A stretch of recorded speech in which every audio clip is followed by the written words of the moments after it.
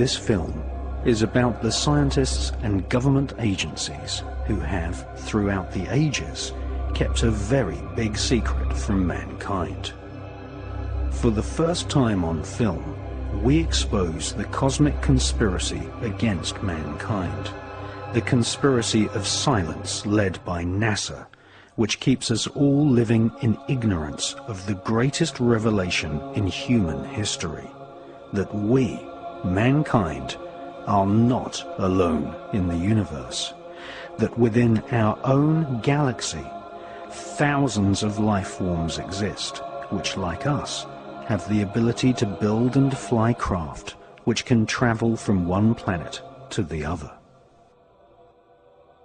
This is the untold story of archaeologists, astronomers, astronauts, and scientists who have been airbrushed out of history because they told the truth.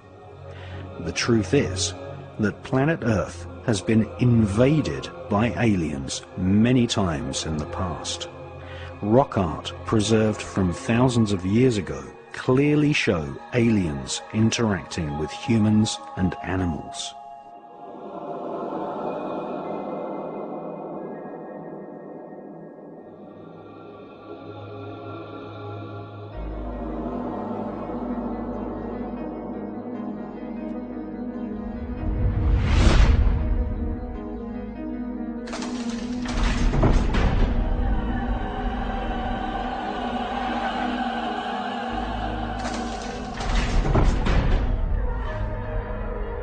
Ancient legends from the Himalayas, Middle East and Americas say that some aliens were benevolent and taught early man how to make electricity. Some aliens were neutral and just observed us. Our biblical forefathers called them the Watchers, and the hybrid human-alien offspring were called the Nephilim.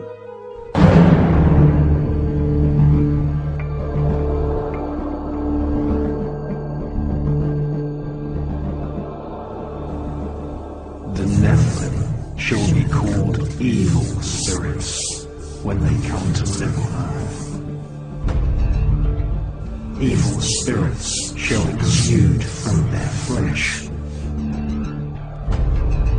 because they were created from a mixture of mankind and the Watchers who fly above.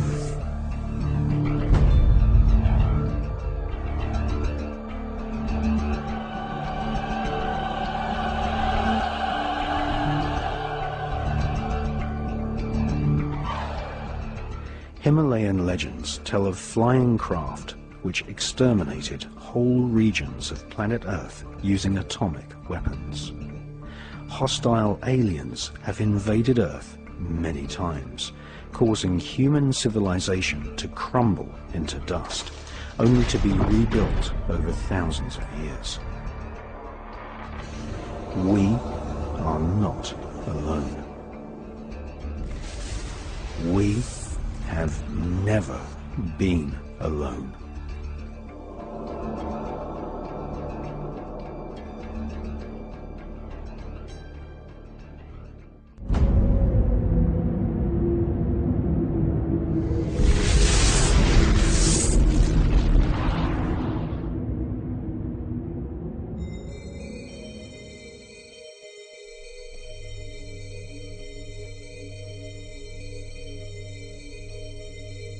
Having been accused of planning the 9/11 terror attacks as an inside job, and having been exposed as a long-time member of the Skull and Bones secret society with macabre rituals, George W. Bush's popularity fell to an all-time low prior to the 2004 presidential election. Bush staged a grand photo opportunity at NASA, using the American space program as a grand charade, making a speech from NASA headquarters about the future exploration of space. But the speech by George W. Bush is not about the exploration of space. It is more about the exploitation of space.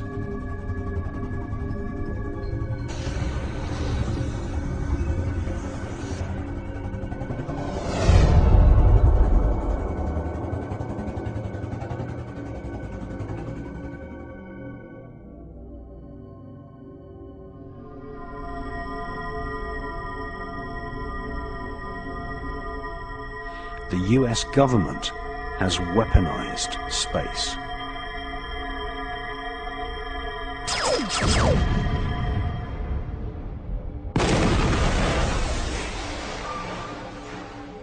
In December 2006, Nexus magazine republished news reports which claimed that communist Chinese satellites had fired laser beams at satellites owned by the American government.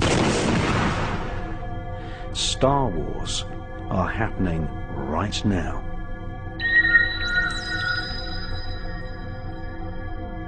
There are thousands of satellites in orbit. Many contain small nuclear reactors.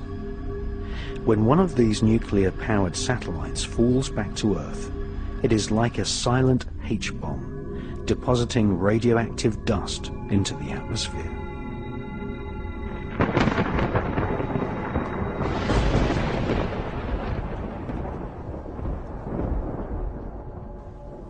Just 1 pound of plutonium dust deposited into the Earth's atmosphere would kill all living creatures and plant life on the face of the planet.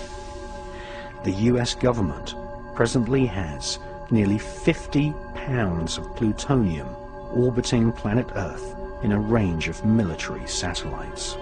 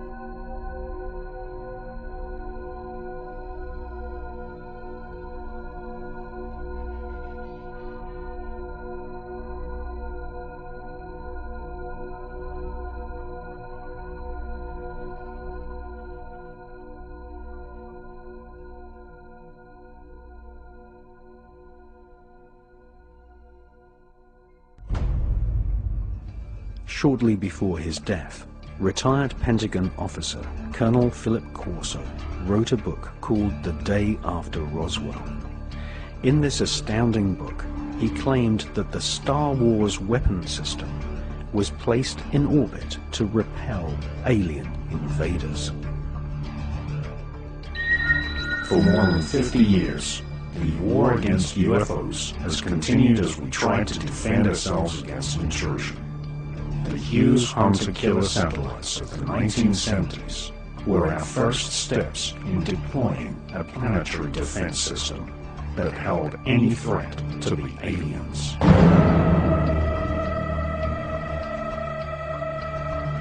The US military has better, more accurate, and more powerful weapons for killing UFOs than were deployed in the movie Independence Day.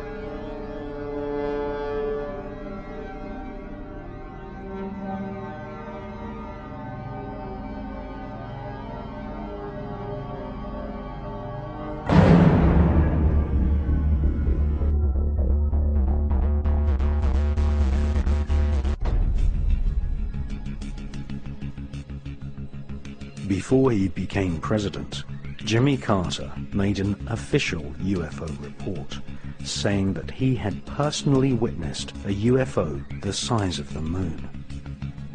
During the Carter presidency, the CIA and FBI came under pressure from UFO investigators and the Carter administration to reveal what they knew about the UFO phenomenon. At first, the CIA denied ever having kept documents about UFOs. But during the Carter administration, Freedom of Information Act requests from UFO research groups forced the CIA to publish an embarrassing list of documents.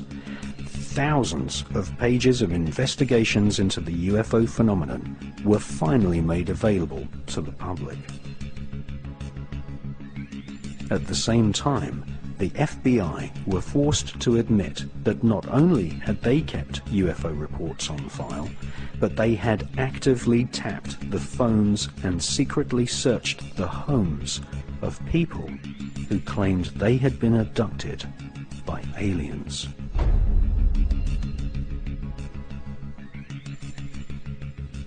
Of all the government agencies who have been deliberately silent regarding the possibility of aliens visiting planet Earth, it is the National Aeronautical and Space Administration, NASA, which has steadfastly refused to admit that they are actively involved in UFO research.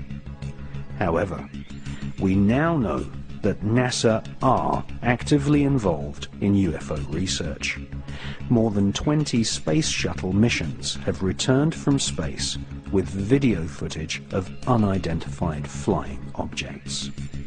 On every occasion, NASA have claimed that UFOs filmed by NASA astronauts are nothing more than ice particles and debris floating in space. However, since the 1950s, more than 15 NASA astronauts have reported UFOs to mission control.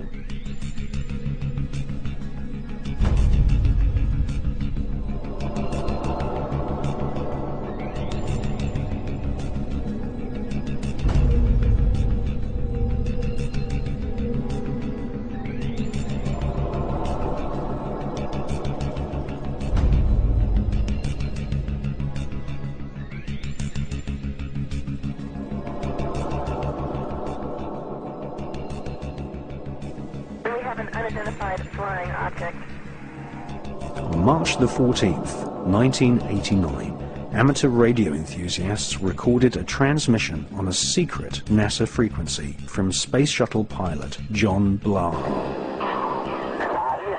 this is Discovery. We still have the alien spacecraft under appearance.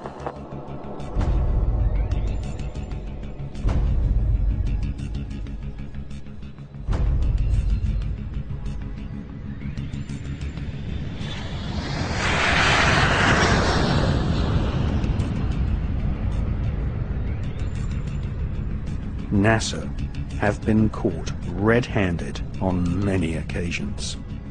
NASA have refused to admit they are actively monitoring the presence of aliens.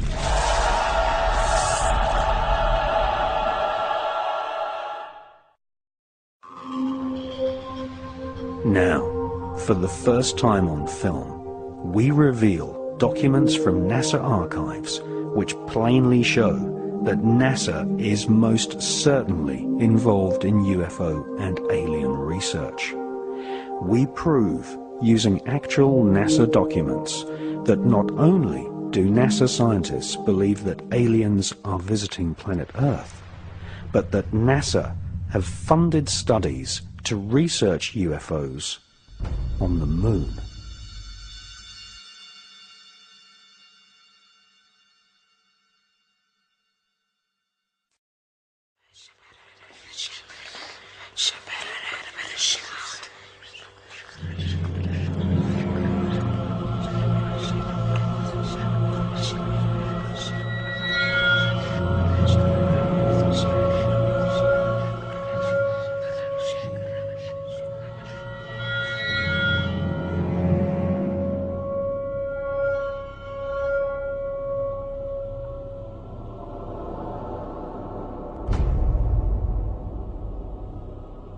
For all the success and spin put on the Apollo moon missions in the late 1960s, NASA has never fully answered the question, why have they never returned to the moon? Some ex-NASA employees know the answer, and that is that the moon is crawling with aliens.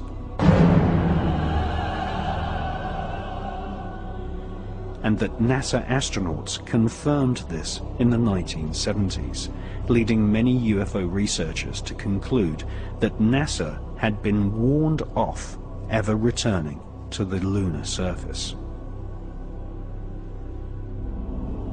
UFO activity on the moon was nothing new to the ex-Nazis who engineered the Apollo moon missions. For centuries, astronomers all over the world, including Nazi Germany, had been reporting UFOs flying over the lunar surface. The Lunar Anomalies Report was commissioned by NASA in the years preceding the famous Apollo missions in the late 1960s. For more than 3 years, NASA financed several research scientists to collate a catalogue of anomalous lights which had been reported on the lunar surface by leading astronomers and scientists since the Elizabethan era. In 1968, the public version of the NASA research was published under the title Document R277. This public version of NASA's survey of lunar UFOs included nearly 600 strange events which took place between the years 1540 and 1967. This official NASA catalogue of strange lunar UFOs included reports from some of the world's most famous astronomers. For example, NASA included a report from the brilliant French astronomer Jean Cassini, who reported seeing a white cloud hovering over the lunar surface in 1671.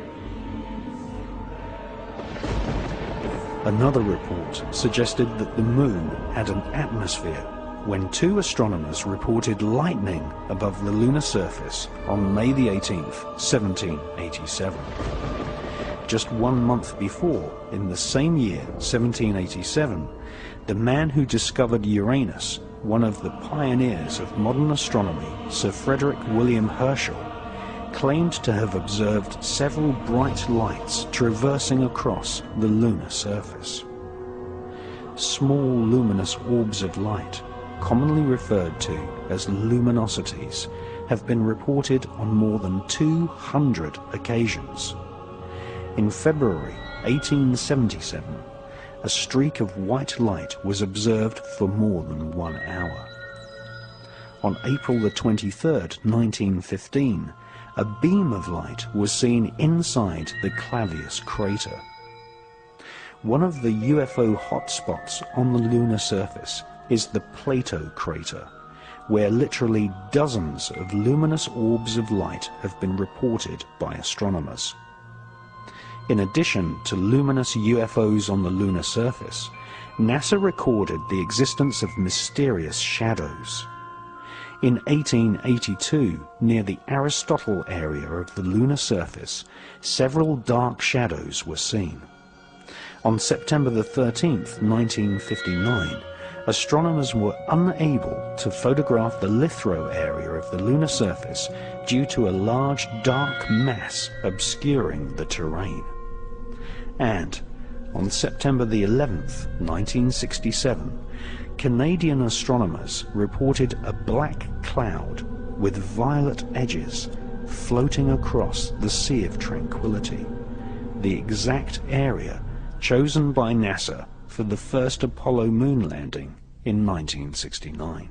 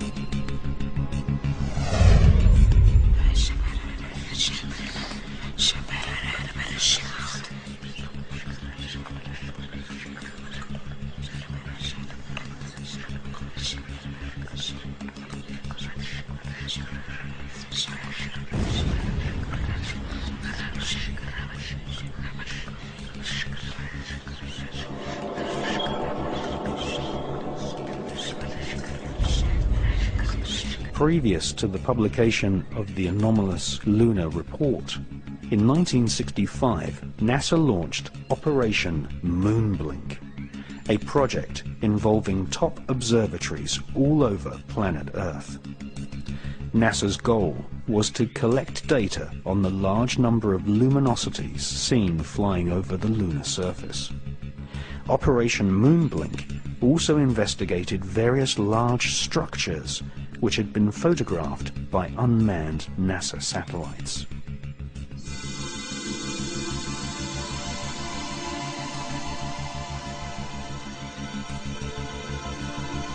Some of these structures looked suspiciously artificial. In 1953, the science editor of the New York Herald Tribune had reported seeing a 12-mile-long structure, possibly a bridge, on the edge of the Mare Crisium crater. This structure could have been caused by volcanic activity. British astronomers Dr. H.P. Wilkins and the presenter of the world's longest-running TV series, The Sky at Night, Sir Patrick Moore, both confessed that the so-called bridge in the Mare Crisium crater had just popped up from nowhere. In preparation for the NASA Apollo moon missions, Orbiter 3 was dispatched to take photographs of some of the moon's most interesting structures. In the Ucurt area of the moon, a large vertical structure stands proud of the lunar surface. It has been nicknamed the Shard. Another curious object photographed by Orbiter 3 is the so-called tower, which some astronomers claim is over a mile thick and could be 5 miles high.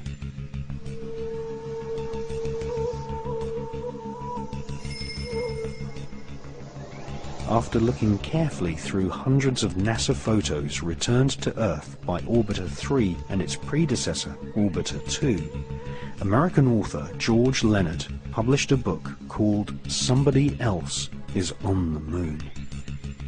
George Leonard presented many photos in his book, some showing very long tracks in the lunar dust, tracks which he said had been made by aliens.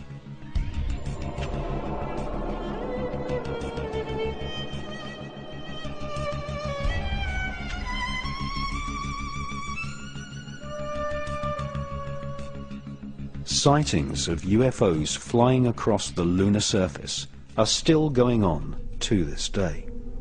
In Japan, amateur astronomers have videotaped spherical luminosities using celestron telescopes.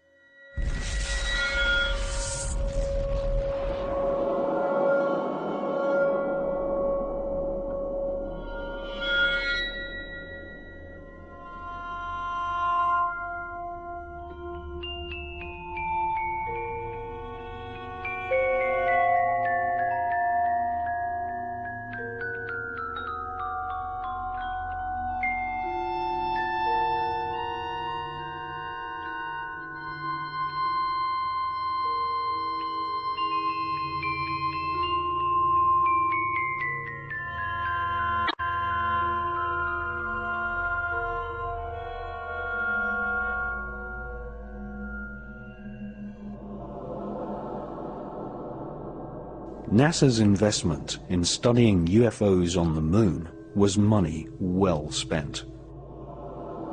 Two ex-NASA mission specialists exposed in the 1970s that NASA astronauts had informed mission control that they had seen alien spaceships on the lunar surface. In 1976, an ex-NASA employee, Otto Binder, accused NASA of censoring transmissions from the Apollo astronauts by switching to secret radio frequencies and using code names for UFOs. Otto Binder claimed that he had heard an Apollo astronaut tell Mission Control that there were huge alien spaceships parked on the lunar surface, right in the middle of the Sea of Tranquility, which had been chosen as the landing site for Apollo 11.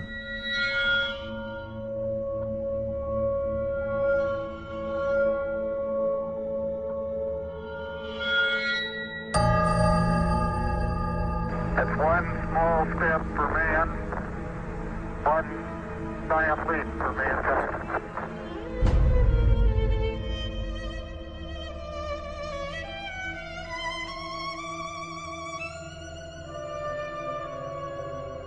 Few people took Otto Binder's account seriously, until another ex-NASA employee, a Moroccan named Maurice Chatelain, published a book in 1978 in which he claimed that two UFOs hovered above the Sea of Tranquility just before the historic moonwalk of Neil Armstrong.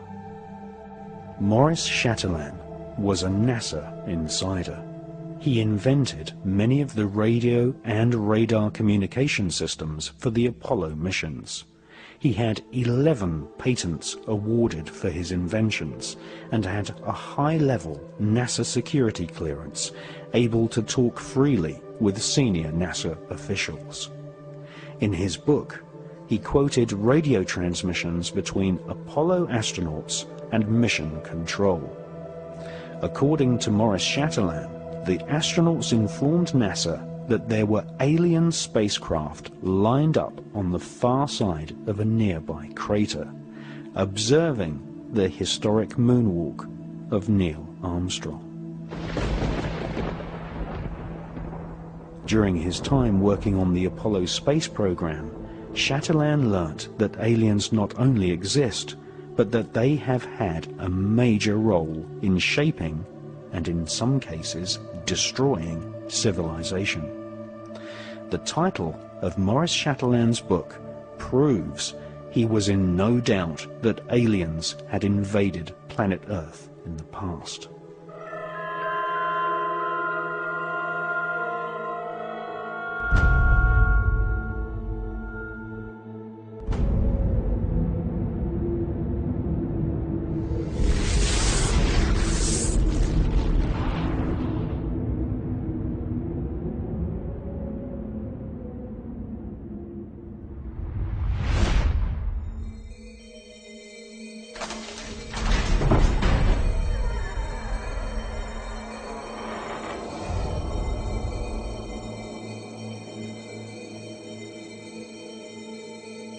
If you study the legends of the North American shamans, the mythologies of ancient Europe, the creation histories of the Australian Aborigines, or the ancient Vedic texts of India, and especially the Sumerian clay tablets from ancient Iraq, we find that all great civilizations on the face of planet Earth tell one similar story.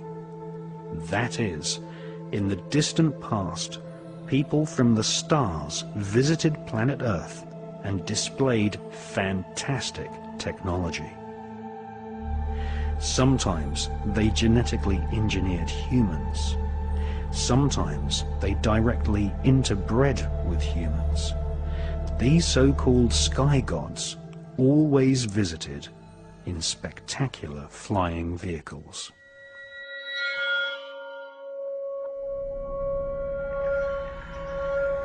And the watchers from the sky saw the daughter of man were beautiful. and they bred with them. And the children were giants, who become rulers, not of human flesh. They were called the Nephilim.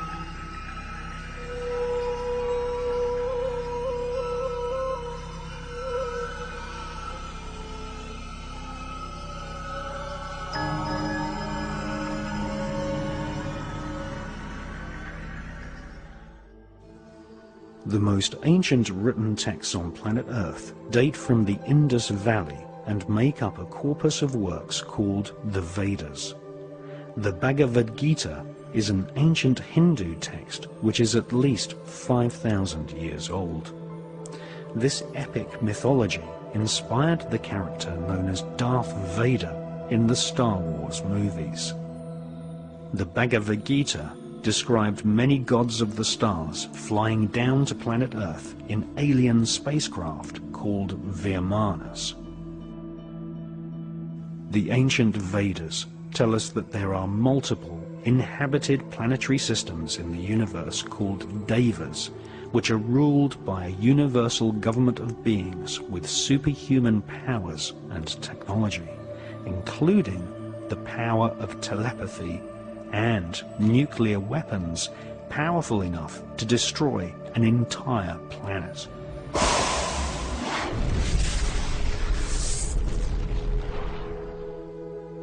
The Hindu legends tell us that the Vimanas were like flying saucers, which had stealth technology, able to make themselves invisible, and were able to detect enemy craft at great distances using a form of psychometric radar.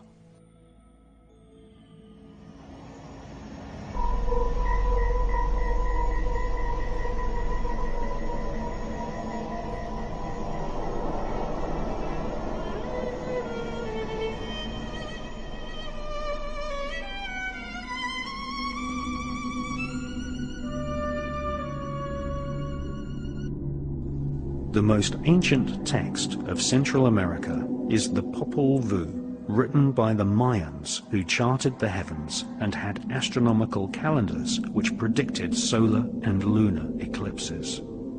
The Popol Vuh describes the ancestors of the Mayans as great explorers who knew centuries before European scientists that the Earth was not flat, but in actual fact a sphere.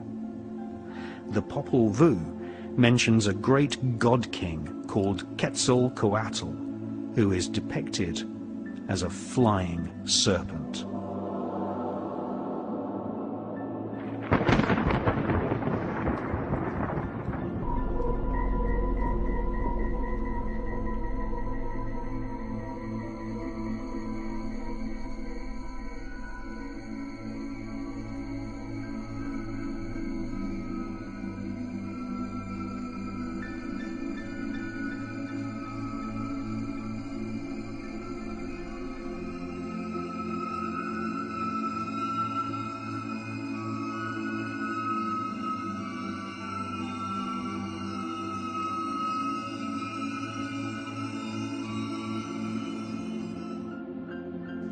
On more than 3 different occasions, in broad daylight, people have filmed flying serpents in the skies above Mexico.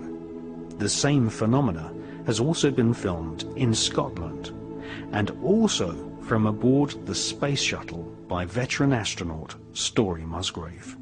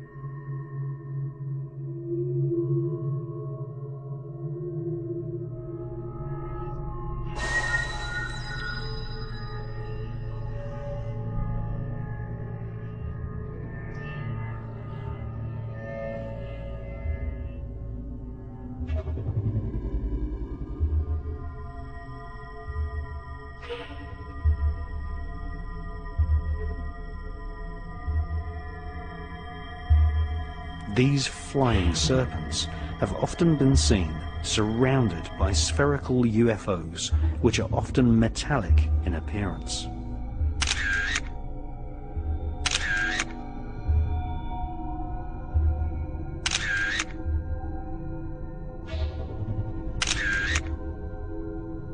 Mexican UFO investigators call these spherical luminosities Las Perlas, or the pearls. These pearls of the sky are mentioned in ancient Tibetan scriptures. More than one leading Tibetan author suspects that these spherical UFOs are actually alien probes monitoring the evolution of mankind.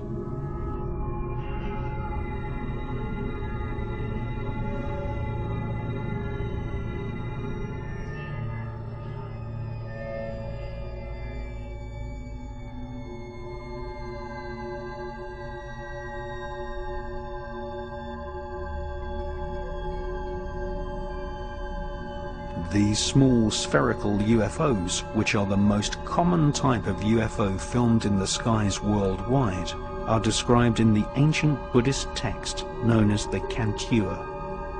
The Cantua describes the exact same spherical UFO phenomena which has been filmed in the skies above London, in Scotland, the south of France, and also many times in Mexico.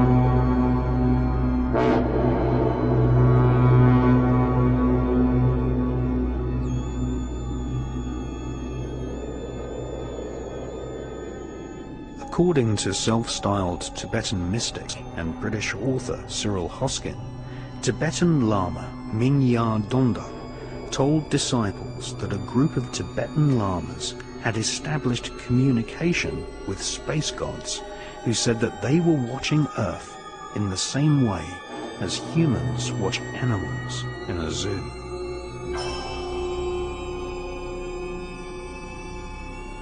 A royal document dating back to the 7th century states that the first 7 Tibetan kings came from the stars.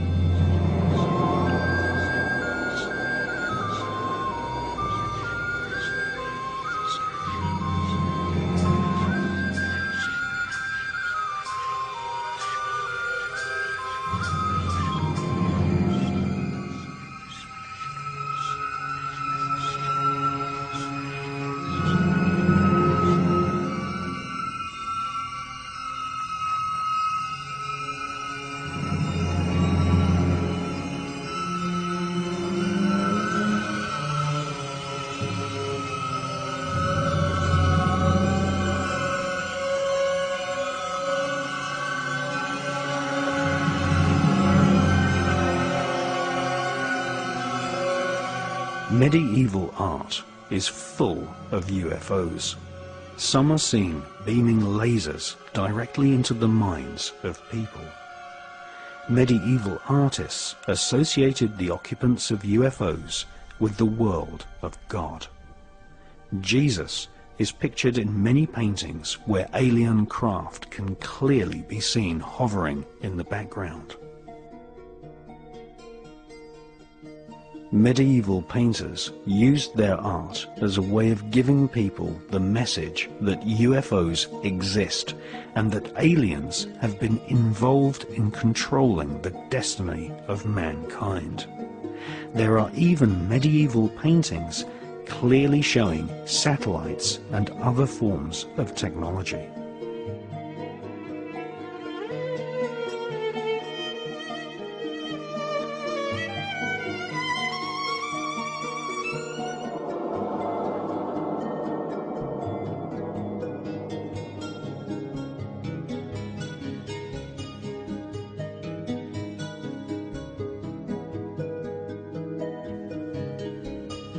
British author Matthew Hurley has collected dozens of pieces of ancient art which all show UFOs and aliens.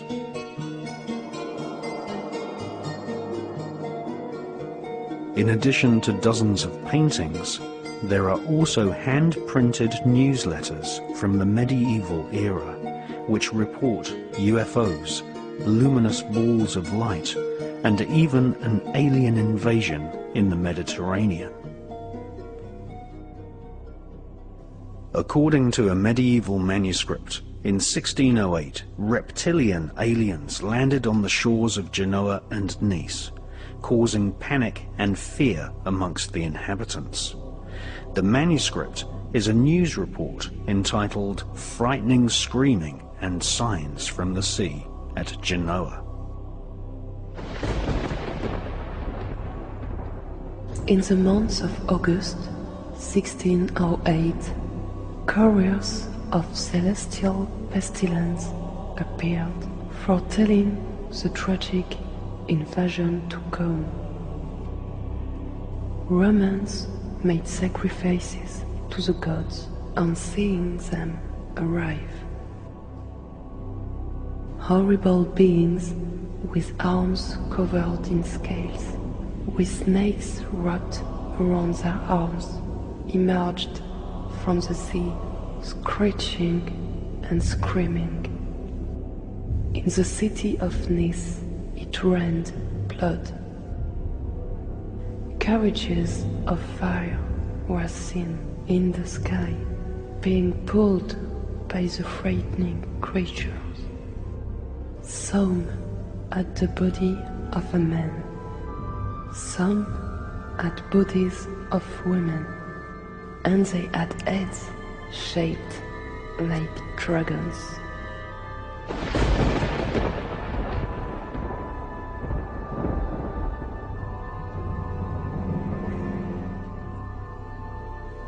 Genoa was the hometown of Christopher Columbus. On October the 11th, 1492, whilst halfway across the Atlantic on his voyage to discover America, Columbus saw a UFO and recorded the event in his ship's log.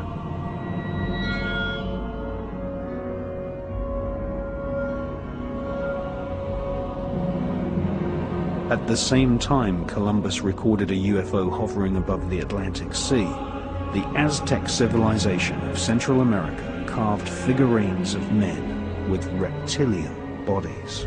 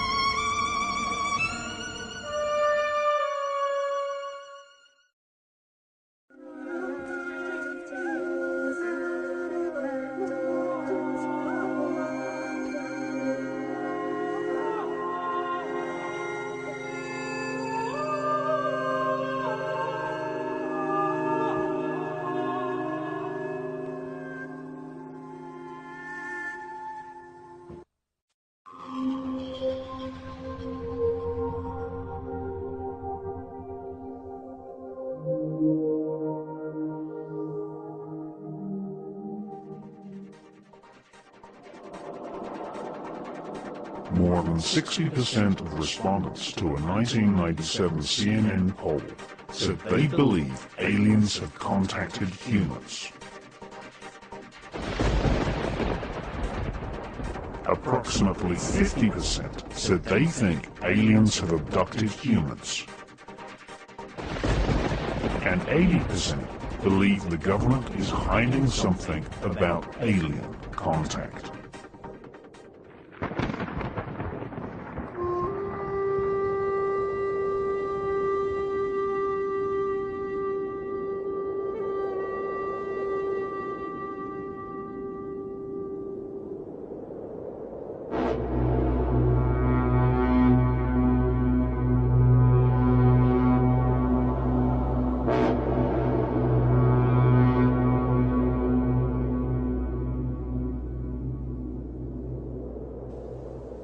In the 1970s, the skeptical magazine Fortean Times claimed a man had faked an archaeological artifact which had supposedly been discovered in Nepal. The famous Lolodov plate is meant to be nearly 9,000 years old and shows a disc-shaped craft with a small alien-type creature standing beside it. This controversial item is either a fake or one of the most obvious warnings from the past that aliens have visited the Himalayas.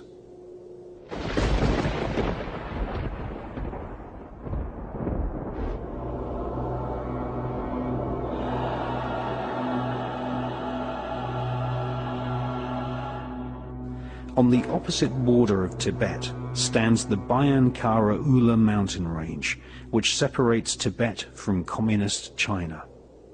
There, small skeletons with oversized skulls have been found.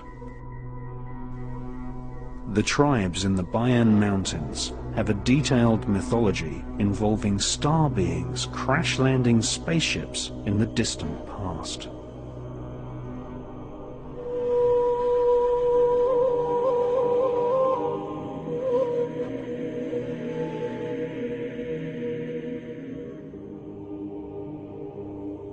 Chinese archaeologist Qi Pu Tei conducted an expedition to the area in 1938 and discovered caves which had carved pictograms showing star charts, the moon and the earth with dotted lines showing the orbits of planets.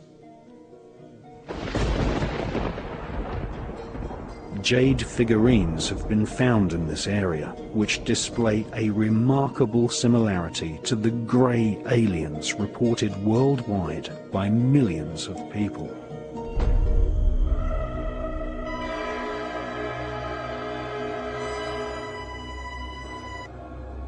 The small skeletons with alien-shaped skulls were discovered in 1938. The skeletons were in graves on the floor of caves, which had walls covered in star map pictograms. The graves were laid out in geometric lines. Amongst these graves, hundreds of circular stone plates were discovered, which had spiral etchings on them. Each stone disc was approximately 9 inches in diameter and had a fine groove spiraling out from the center to the rim, making each disc look like a prehistoric version of a modern vinyl record. In all, 716 stone plates were found. These became known as the Dropa stones.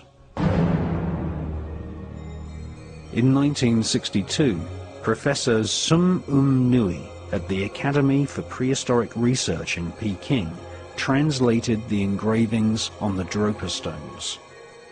The history of local tribes were inscribed on the Dropa stones, which claimed that 12,000 years ago, aliens crash-landed in the Bayan mountain range. This was apparently one of the least successful alien invasions, as, according to the Dropa stone legend, the aliens were killed by local villagers because of their non-human appearance.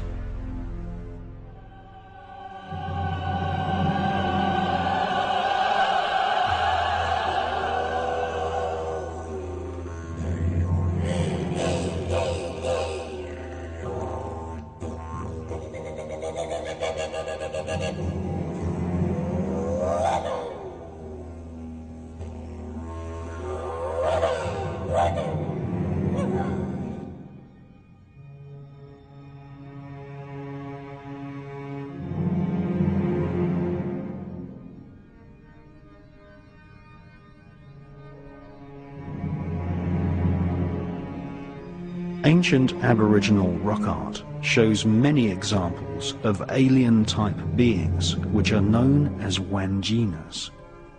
Every year, Aboriginal tribespeople travel to remote parts of Western Australia and repaint the outline of the Wanjinas, who are known as the creator spirits of the Aborigines.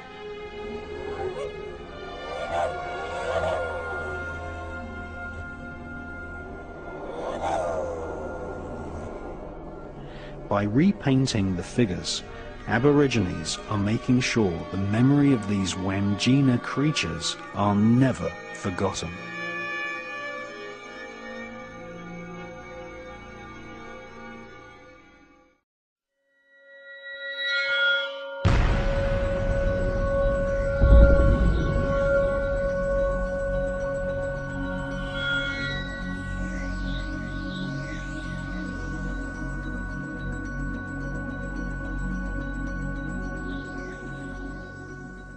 Well, I had some copies made of some of the most important pieces of rock art from around the world, and this is a copy of a piece of rock art that was discovered by a chap called Joseph Bradshaw in the 1800s.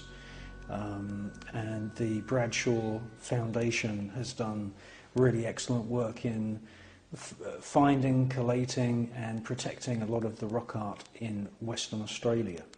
And this piece of rock art has been reproduced in several books, most recently a book by Terry Wilson called The Secret History of Crop Circles. And this is a kind of facsimile copy. It makes it obviously a lot easier to look at the different elements when it's been copied into a painting like this. I suppose the most striking feature is this, what can only be described as a spaceman. It's obviously got, you know, some kind of space helmet thing there. There's some kind of bulbous point on his head. And then he seems to be looking in the direction of this kind of aeriform shape that seems to be floating in the air. Now, in the centre, you have a shape there that could easily be interpreted as a flying saucer. There's also these round spherical shapes. These are often found, actually, these round spherical motifs are often found in relationship to other motifs that can easily be interpreted as flying saucers. There seems to be some kind of wave pattern there. Obviously, that could be, you know, birds in the distance, but it seems to me that sort of suggests some kind of wave energy. And fleeing from the spaceman and this aeriform and these spheres and this UFO are wallabies or kangaroos. And what's really fascinating is that in the lower right-hand corner, there are two figures, a man and a woman. There are two figures, a man and a woman, which do not have Aboriginal facial features. In actual fact, they have European features. And this mirrors exactly what we find on the other side of planet Earth, where we have characters in rock art from, you know, thousands of years ago, centuries and centuries and centuries and centuries ago, with people with European features. Well, in Kimberley in Australia, in the ancient era from where all of this rock art dates from, there should have been no European people at all. And the same thing can be said about Central and South America.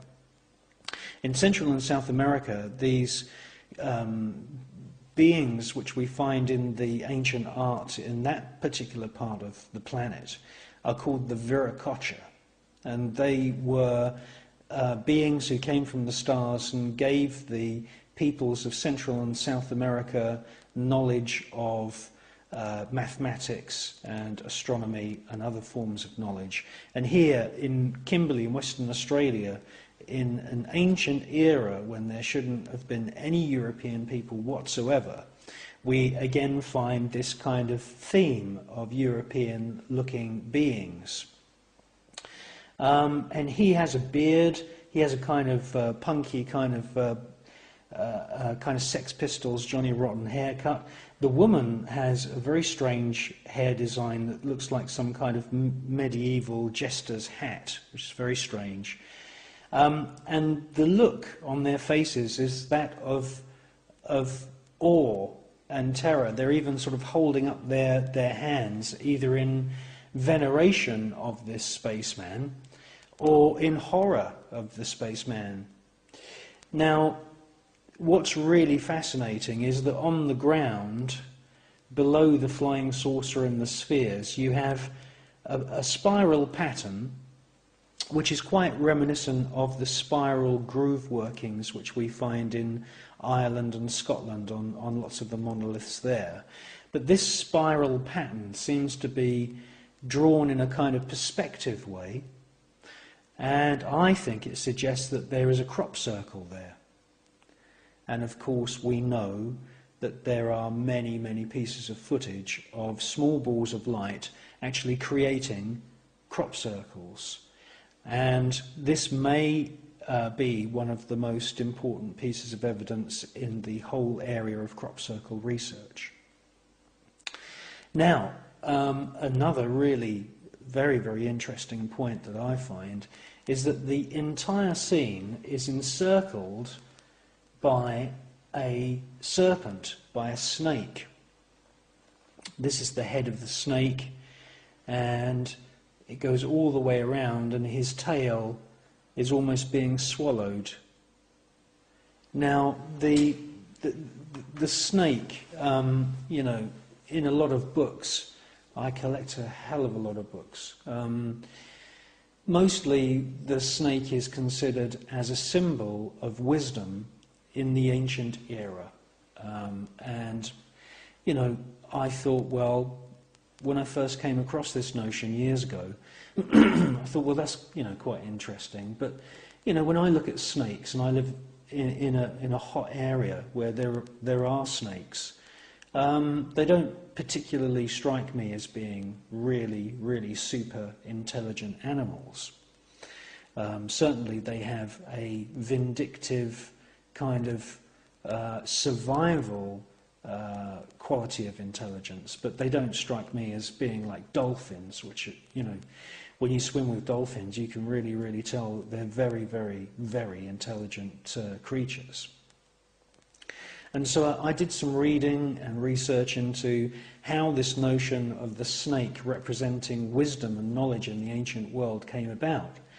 And my research really led me to, you know, make this film in a way, because what I found is that it wasn't actually snakes that were venerated as being intelligent. It was the reptilian aspect to their being that was associated with reptilian or serpent-like creatures in the legendary histories of planet Earth, characters like Quetzalcoatl in Mexico that brought the civilizations of Central and South America, you know, fantastic knowledge about the stars, and other reptilian beings, such as Nukua, which was a reptilian goddess in ancient China.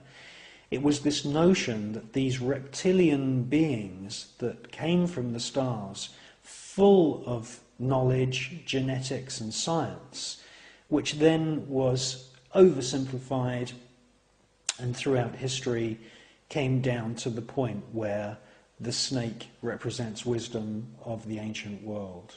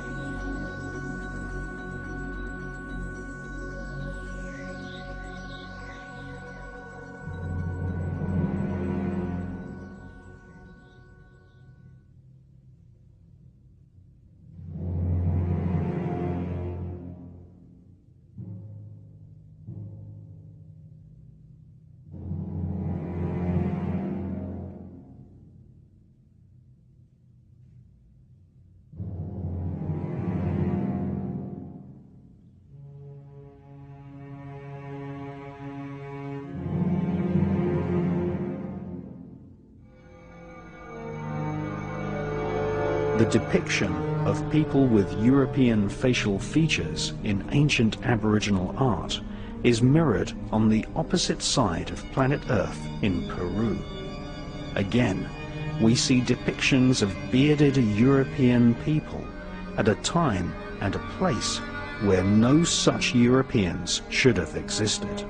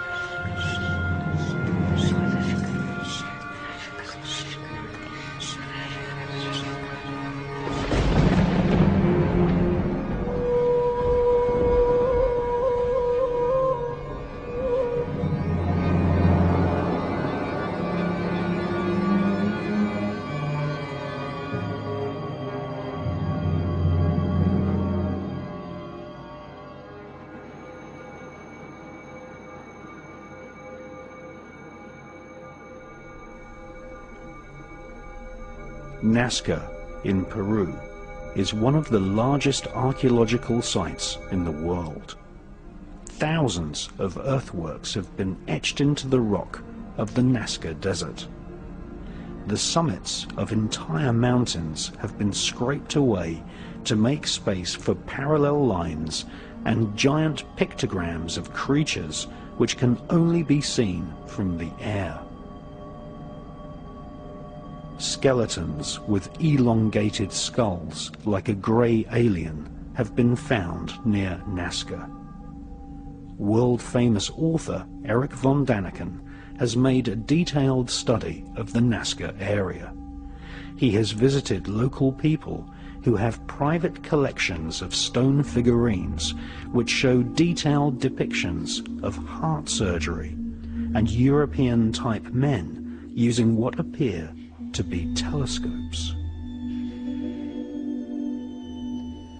Thousands of these ancient stone figurines have been found and are thought to be at least 3,000 years old.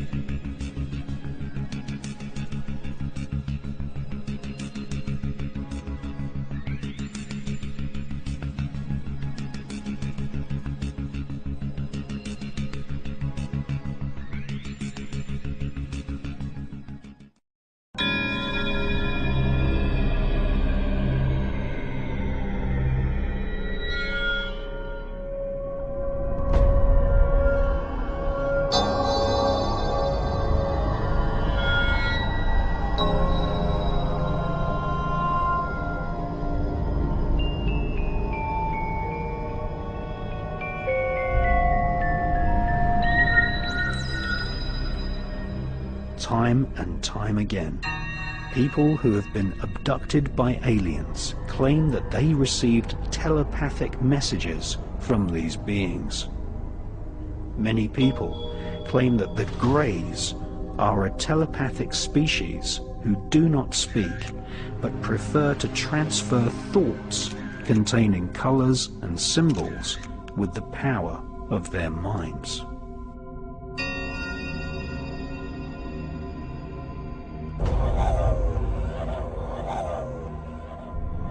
In Kimberley, Western Australia, Wangina-type figures have been found which have halos, and some even have antennas coming from their heads. The halos and antennas could be a symbolic representation of the power of telepathy.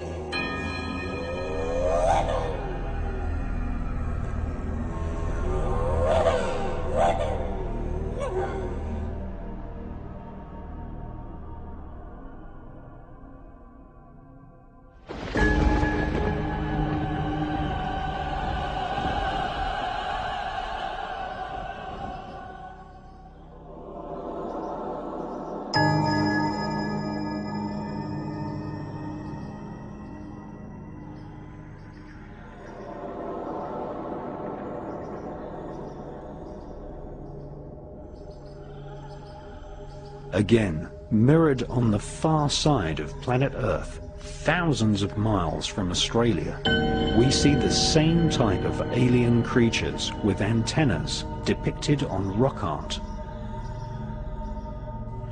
These alien figures were carved onto the rocks thousands of years ago and are known as the antenna people.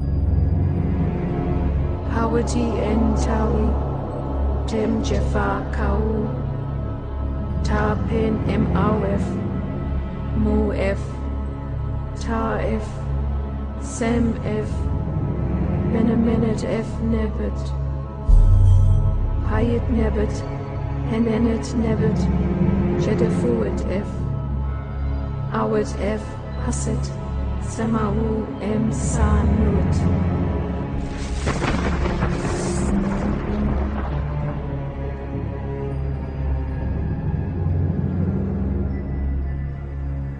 3,500 years ago, during the reign of King Thutmose III, ancient Egypt was invaded by spherical UFOs which were described as circles of fire. According to ancient papyrus, these spherical UFOs filled the sky for several days.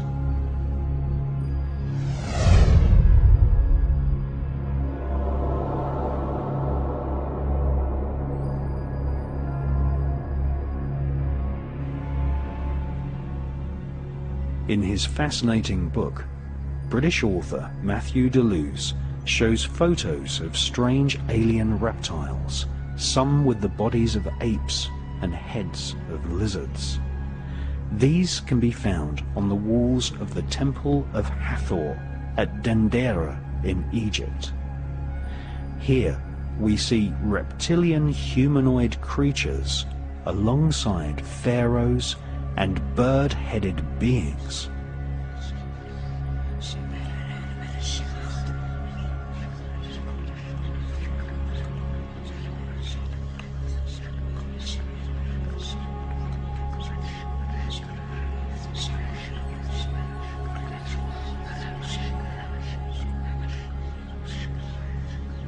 strange giant light bulbs, possibly some form of plasma beam weapon, can clearly be seen at the Temple of Hathor. Inside these strange devices there are serpents. This is possibly a pictorial message that this alien plasma technology was given to the elite of ancient Egypt by a serpent or reptilian race of aliens.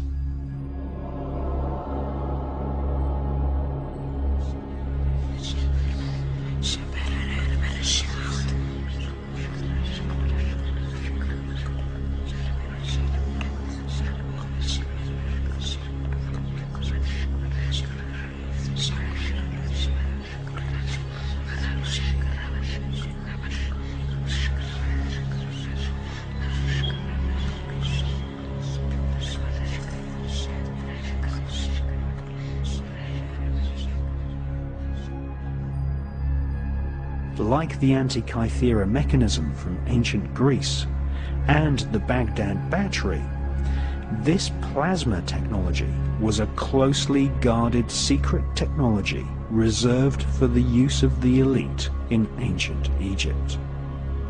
Just as we see today, the royal political elite have secret underground bases harboring secret stealth technology and flying saucer type craft.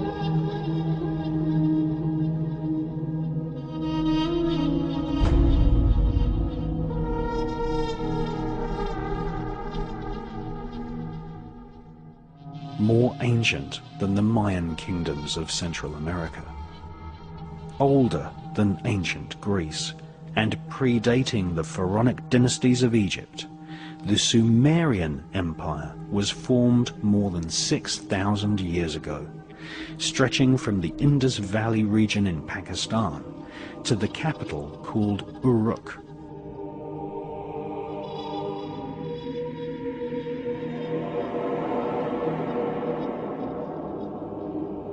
Sumeria is known as the cradle of civilization. It was here that white-skinned peoples from the Caucasus Mountains spread a worldwide cult of blood ritual and magic to the rest of the world.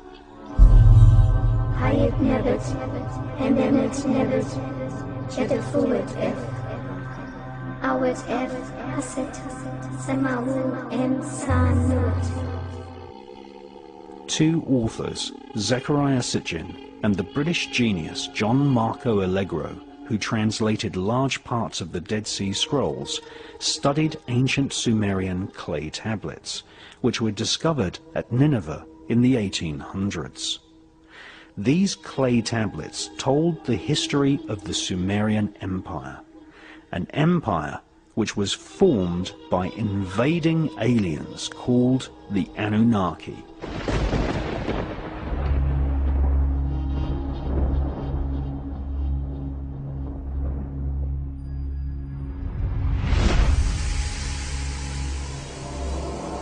Sumer's original name was Ki-en-Gir, which means the land of the kings with blazing rockets. The Sumerian clay tablets describe the Anunnaki aliens genetically manipulating mankind and creating a hybrid race of alien reptilian humans who became known as the Nephilim.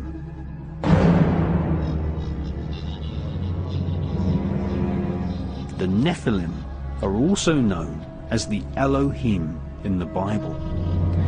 This was a genetically created race of rulers which had their human DNA mixed with that of the invading Anunnaki aliens.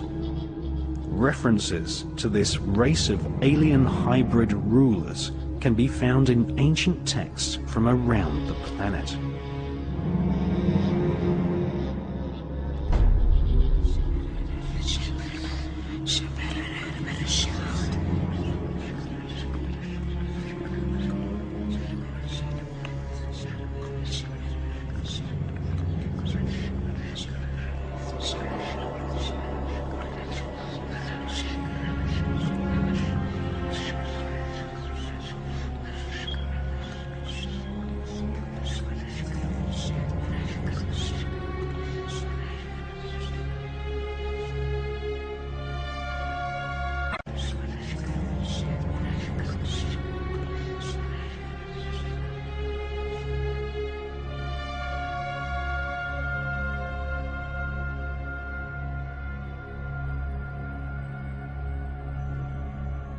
The Sumerian Empire was the place where Zoroastrian, Hindu, and Judaic religions all began.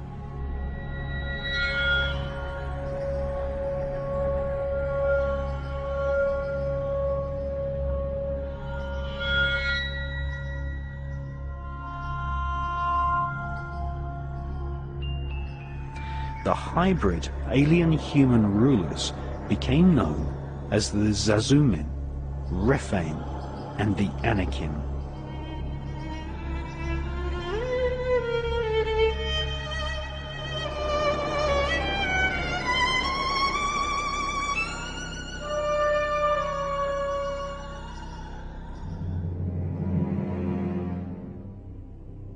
The world's most famous author on the subjects of the occult and human consciousness is David Icke.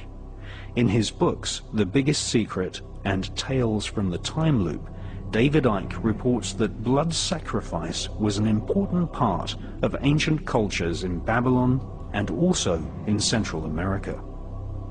In the legends of Babylon, the kingdom of ancient Iraq, which supplanted Sumeria, the drinking of human blood and the sacrifice of children was performed to please the alien gods who had invaded from the stars.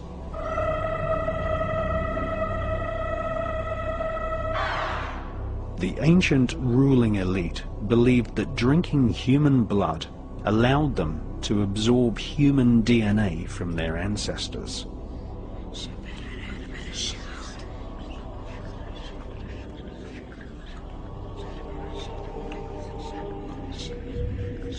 The Vatican continues this ancient blood-drinking ritual to this day with the symbolic drinking of the blood of Christ. David Icke claims blood-drinking rituals have been performed by members of the royal political elite throughout history.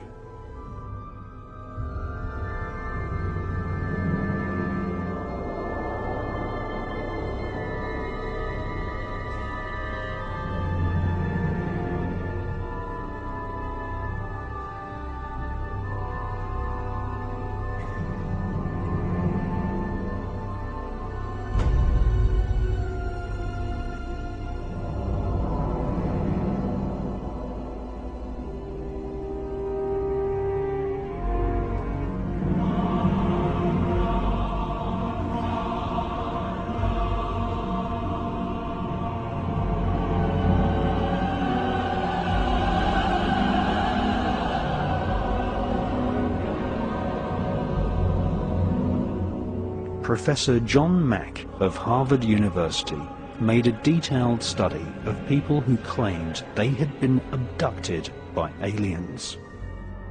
In his book, John Mack studied abductees who said that the grey alien is actually a genetically engineered reptilian who invade planet Earth on a regular basis and collect human DNA as part of a plan to breed an alien-human hybrid race who will serve an extraterrestrial elite.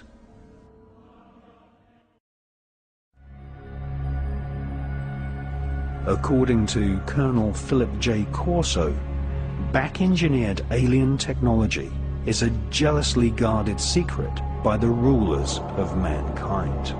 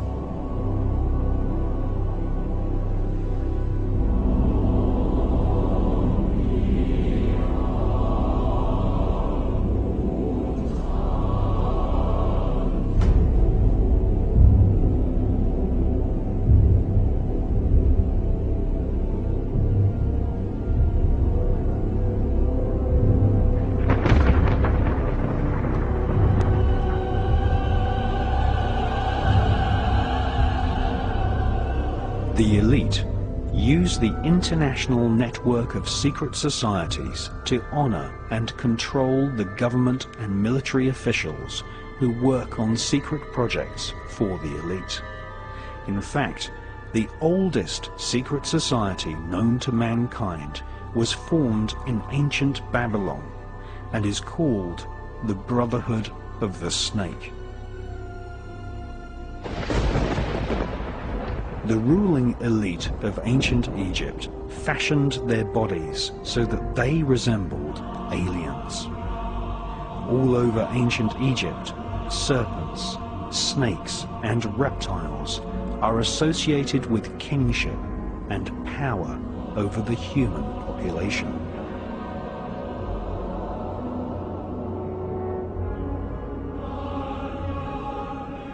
New kings had their bodies massaged with a special potion which contained crocodile fat.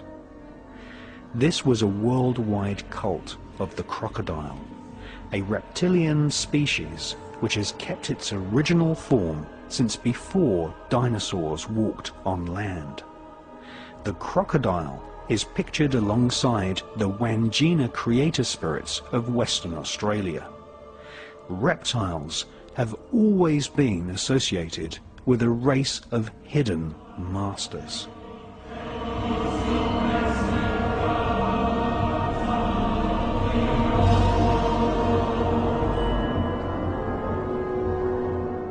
Many occult traditions which are related to the birth of Freemasonry speak of the hidden masters. Some occult historians and authors claim that a group of hidden masters control world international Freemasonry. Ancient Masonic texts suggest that these hidden masters are in actual fact alien spirits from another world. Some Masonic texts say that the secrets of how to control and influence society and politics from behind the scenes was passed to the elite of Freemasonry from a race of reptilian aliens who invaded planet Earth and landed in ancient Iraq more than 12,500 years ago.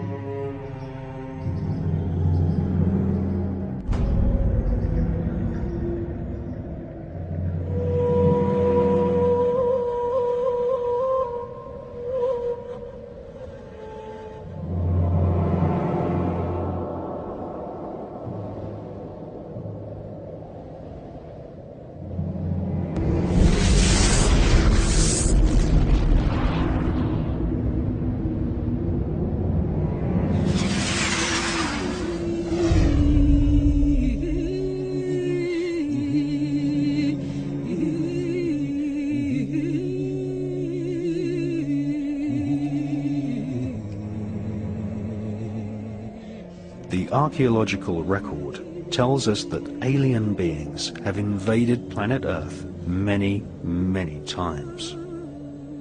All over the United States, ancient oral traditions of sky gods, or aliens, persist. At conferences organized by American shamans, legends of aliens who gave mankind knowledge of genetics are spoken about openly.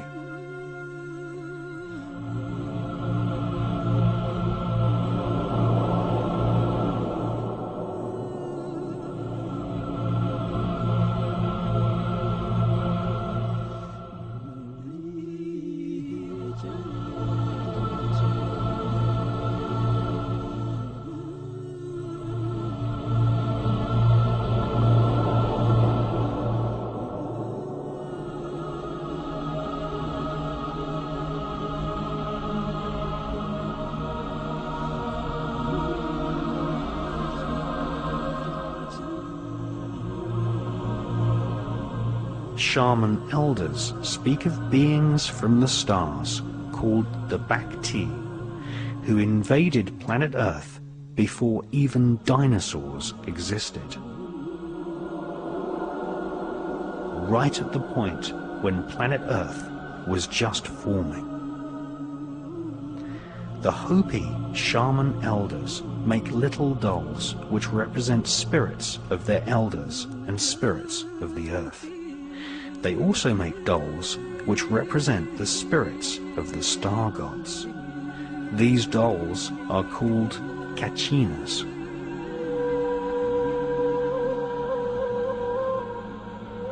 According to shaman legends, the ancient Bacti genetically manipulated animals and created mankind.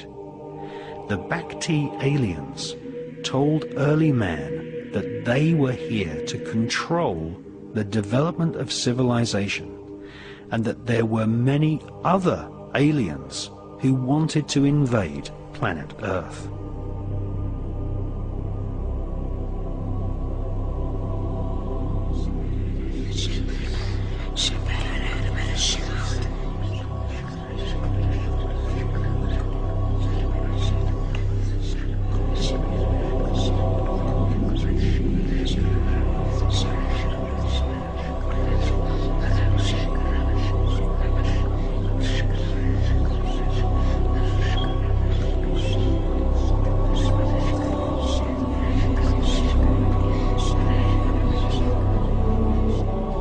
According to American shamans, the Bacti aliens have been known both as gods and devils throughout the evolution of man.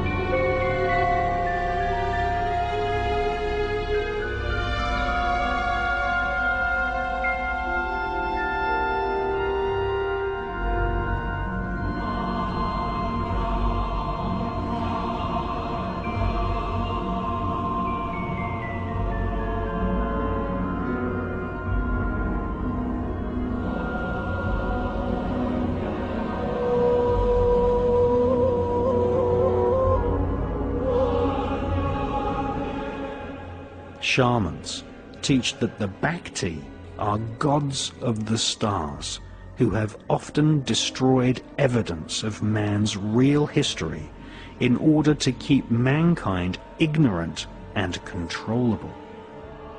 The oral traditions of the North American Indians teach us that the Bhakti star gods eventually lost control of planet Earth to another race of aliens, who were vicious reptiles with faces of dragons.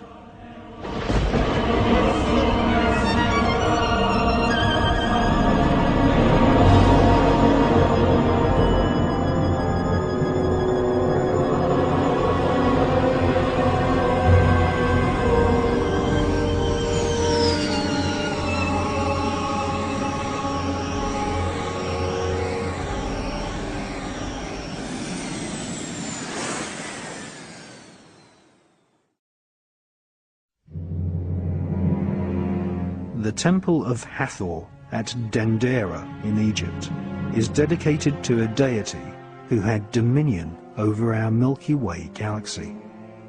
Scientists and astronomers now agree that there could be as many as 50,000 planets in our own Milky Way galaxy which can support intelligent life.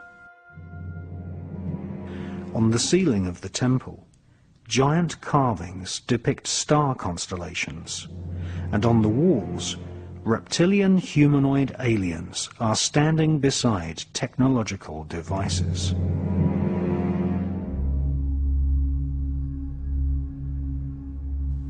Lizards can be clearly seen standing upright alongside the royal elite of ancient Egypt. Another common feature is the erectile serpent. This emblem is known as the Uranus. All the pharaohs wore cobra-shaped headdress featuring serpents and also vultures. All dinosaurs had reptilian genes. Contrary to what mainstream science teaches, all the dinosaurs did not die out in prehistoric times. They evolved into birds.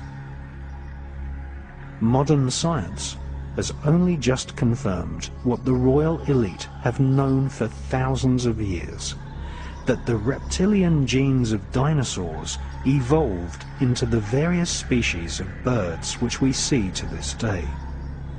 Birds are actually avian reptiles, or feathered serpents.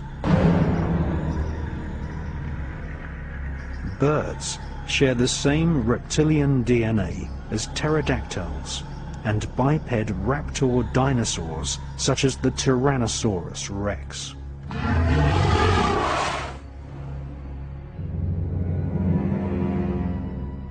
Images of gods from the stars, symbolized by feathered serpents, can be found all over planet Earth. In ancient Mexico, there was a god king known as Quetzalcoatl. The word Quetzal means bird, and Coatl means serpent. He was the god from the stars who brought civilization and knowledge of the cosmos to the people of Central America.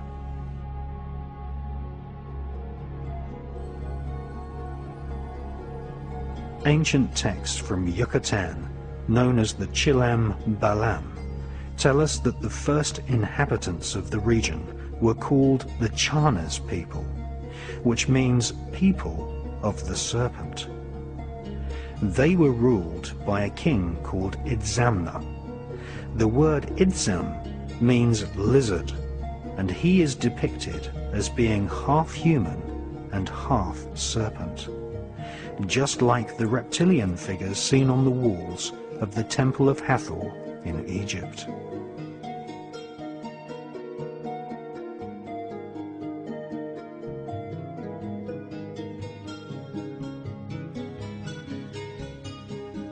"5,000 years ago, the Olmecs of Central America carved statues of their god kings seated within the protective coils of giant serpents.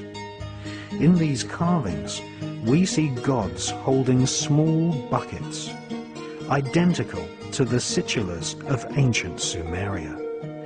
These buckets contained the so-called water of life, the genetic material from which the reptilian overlords created modern man as a slave race to serve them.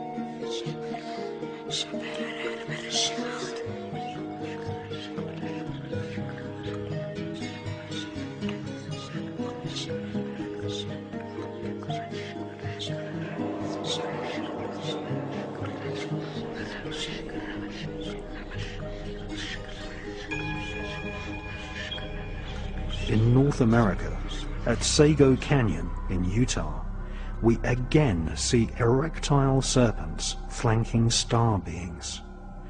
This is the exact same iconography as we find at the Temple of Hathor in Egypt. This suggests that knowledge of a race of reptilian aliens was accepted as fact in the distant past right across planet Earth.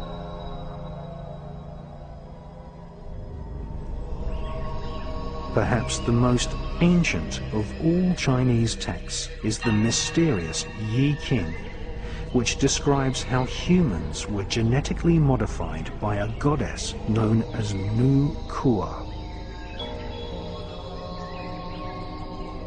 She was a reptilian, whose descendants became the emperors of China. Time and time again, we see rock carvings and ancient texts from all over planet Earth telling us that dragon-like reptilian humanoids invaded planet Earth and genetically created a race of hybrid alien human rulers.